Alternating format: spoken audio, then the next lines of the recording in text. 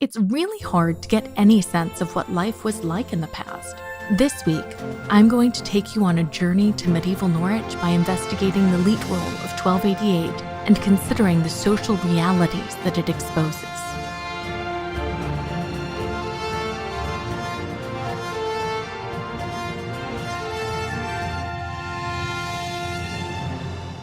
Hello, and welcome to Footnoting History. I'm your host, Sam, and today I'm going to take you on a deep dive of the 1288 Norwich Leet Roll. As a social historian, one of my primary goals is to learn as much as I can about how people lived in the past. In some ways, that can be more complex than reconstructing the political narrative because while people recorded the deeds of kings in their courts, they were much less likely to write down mundane things about how they lived. This is especially true for the poor, who were often illiterate. Today, I thought I might take you through one source that I have used a lot to think about how people lived in the Middle Ages. My story begins in 1288, when about 160 men gathered in or near the toll house in the city of Norwich, just as they had the year before. Their city was one of the larger, more prosperous towns in England. It had a cathedral and a royal keep that hadn't actually been inhabited by a king in a generation. But by continental standards, the city was actually quite small. There's no way to calculate the size of the town exactly, but Elizabeth Rutledge has looked at the population of Norwich in 1311 and determined that there were close to 10,000 people living there at that time. The city was also growing, however, so the population would have been somewhat lower than that in 1288.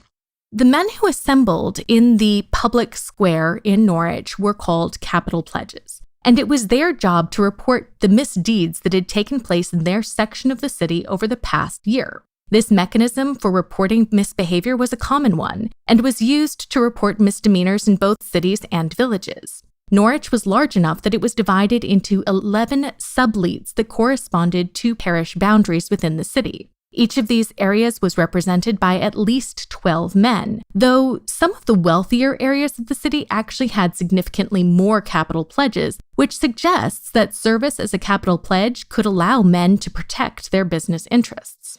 12 men from South Conisford were called up first. After they were sworn in, the 4 bailiffs who ruled over the city and presided over its courts asked them about the assaults that had been committed within the previous year.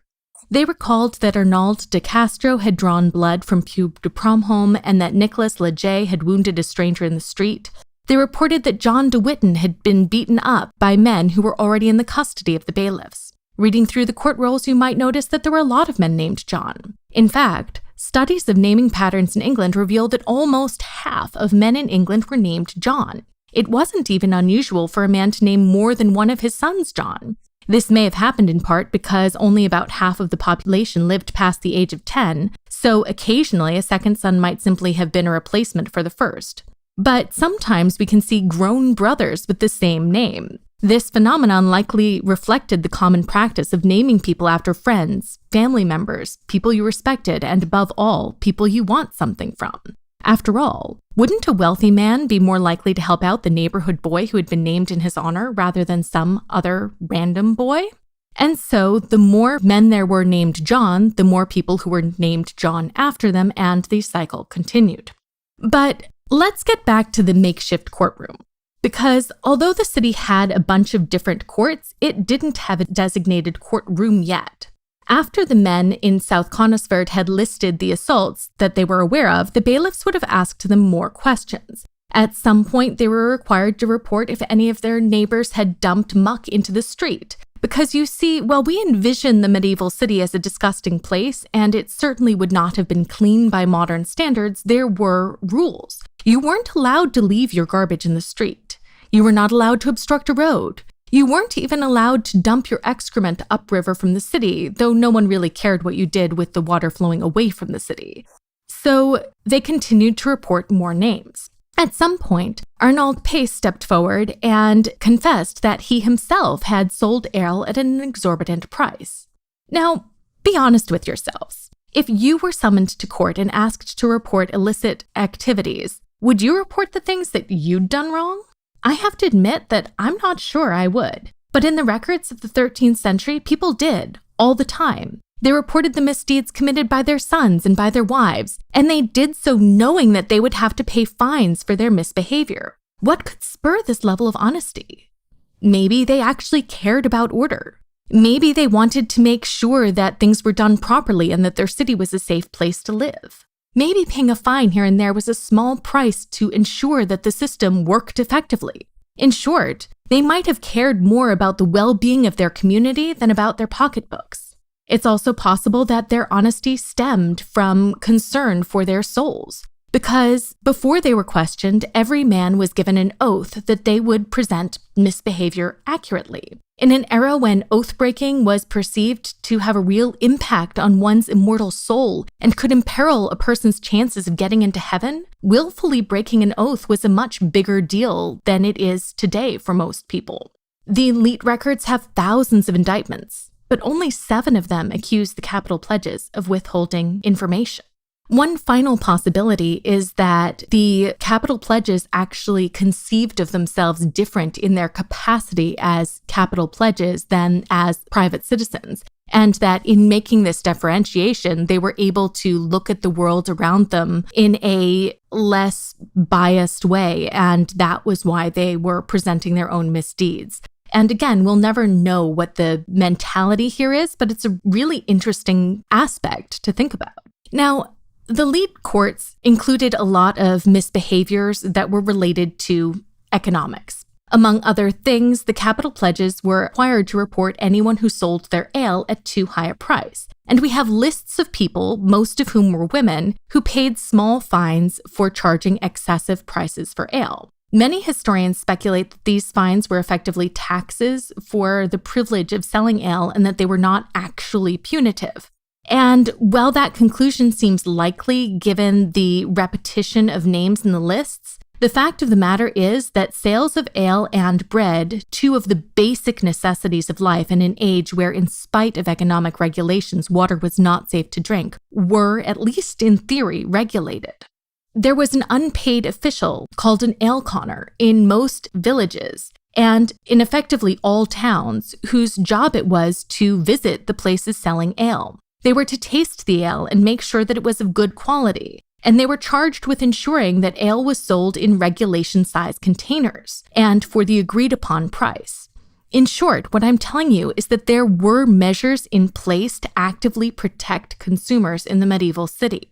They wanted to make sure that people didn't get ripped off too badly and that they didn't buy rancid meat. Another thing to note here is that the vast majority of people who were fined for selling ale in 1288 were women.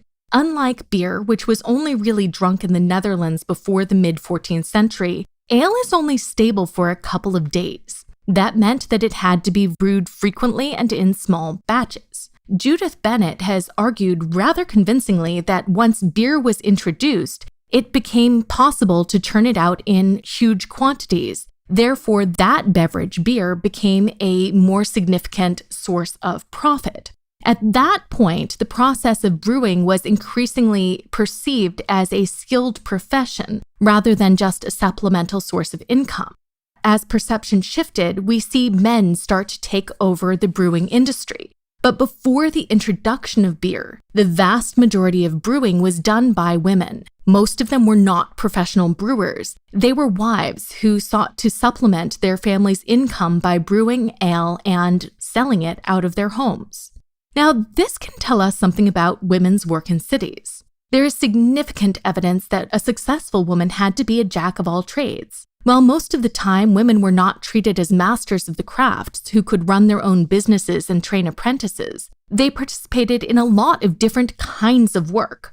Women ran shops alongside their husbands. In rural areas, they worked in the fields. Hoeing, for example, was often a task assigned to women.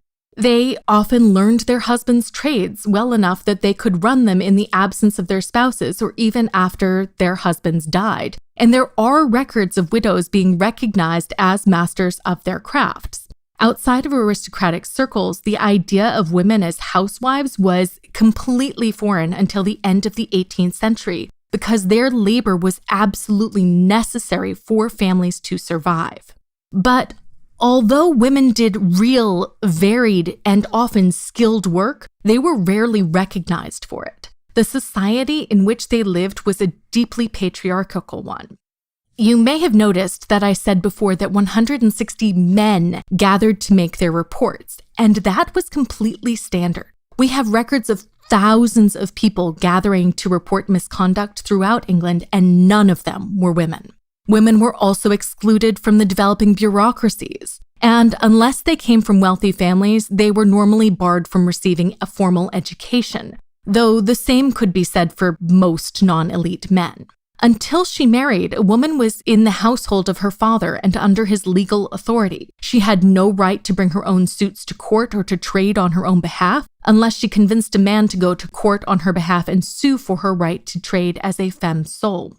Once she was married, a woman was effectively under the control of her husband, though she did have a few legal rights. Upon her husband's death, for example, she was entitled to receive her marriage portion, which had been bestowed upon her at the time of her marriage. There are also extremely rare cases of women being granted separations from their husband in cases of extreme abuse, though some abuse was expected and was considered acceptable. The only group of women who had considerable freedoms were widows, though more often than not, widows did remarry, which placed them under the authority and protection of a new man. Widows often married men who practiced the same trades as their late husbands. This practice would allow a woman to put her skills to use, but it also worked out for the men because it allowed the guild to ensure that the dead man's property was still under the control of one of their members. We'll never know if women particularly wanted to find men to whom they could be useful, or if they were bullied into it. But before I get sidetracked into the realms of speculation, I'd like to return again to the reports being made in the Norwich courts. Another thing the capital pledges would have been asked about in court was the hue and cry. Unless you know me in real life, you've probably never heard of the hue and cry, because it's not really a thing anymore, except in Guernsey, where apparently it's still enshrined in law. But in the Middle Ages, it was a respectable and highly regulated legal mechanism. Effectively, if you were in trouble, you could scream "Harrow" or "Thief" or "Help," and anyone who could hear your cry was legally required to come and help you and to capture whoever was harming you. But if someone raised the alarm and it was discovered that they were not the victim of an assault, an attempted murder, a break-in or a theft, or a witness to a murder, they would have to pay a fine for having disturbed the peace. There was no toleration for the boy who called wolf. And that's because there were actually people responding to the hue and cry, and it would simply be too disruptive to call people away from their work without just cause. Okay, so what's the big picture here? Every year in Norwich, there were 11 groups of men, ranging in number from 12 to 27 local representatives, who were asked to report on their neighbors. And they did. In the surviving records, they reported as many as 1,231 finable offenses in a single year. And the Leet Court wasn't even the only court in the city. There was also a court where people could bring their own disputes, most of which centered around ownership of property. And there were church courts that heard cases concerning the parishioners' spiritual well-being. So if someone was, for example, having sex outside of marriage, they could be reported to the church courts. Or if someone was using excessive profanity, they could face a fine at the hands of the church. While the jurisdictions of these courts were separate, the secular and ecclesiastical courts were jealous of maintaining their legitimacy, and both of them wanted to be able to collect fines from the people. So you shouldn't be surprised to learn that from time to time, the Leet courts, the ones that I've been talking about today, fined people for using the court's Christian for matters that were not pertaining to marriage or morality. Today, I've tried to use the Leet courts to expose a little bit about what life would have been like in a medieval city. Norwich continued to grow in the 13th and early 14th centuries. Its Leet court continued to function, and people continued to actively report problems to it. Then, in the mid-14th century, Norwich was hit by the Black Death, and it was hit hard. The best estimates suggest that the city lost approximately 70% of its population between 1348 and 1360. Unlike many other cities, Norwich rebuilt itself successfully. The Leet court demonstrates increasing concern with keeping the city clean in the wake of the plague, because people in the Middle Ages did understand there was a connection between sanitation and disease. Norwich also started producing a new kind of cloth, worsted cloth, the exports of which allowed the city to rebuild its economic life. By the 16th century, while the Leet court still technically existed, their business was vastly curtailed, and men weren't really reporting themselves anymore. At least to me, that suggests a significant cultural change that came hand in hand with the demographic one. And in that, Norwich was not alone. I hope that you've enjoyed today's episode of Footnoting History, and if you did, you should get to know us better by visiting our website, where you'll find bios for all of our presenters and an archive of our episodes from the past 10 years. If you'd like to help us keep going, you can become a Patreon supporter, make a one-time donation on Ko-Fi, or pick out some of our merchandise. I personally really enjoy wearing my Henry VII Did It t-shirt. Thank you and have a good day.